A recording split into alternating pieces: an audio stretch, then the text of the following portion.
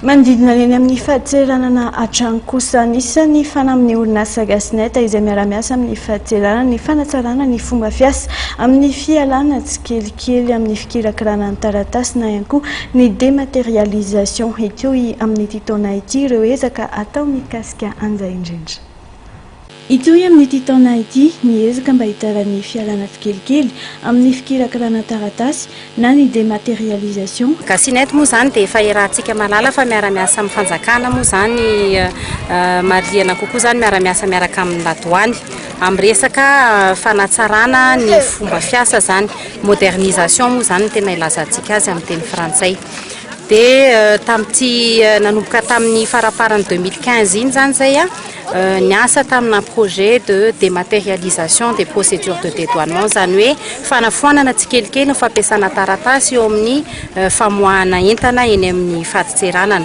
Dia izay zavatra ina tomboka tamin'ny farany taona tamin'ny décembre 2015 dia notohizana tamin'ity volana janoary ity. Dia mandra-patapitry ny taona zany izay no mbola tohizana miaraka amin'ny douane. Zany hoe hatreto zany tsy mampiasa taratasy tsony tsika rehefa mamoaka entana eny Mamory Vato sy Antamatavy.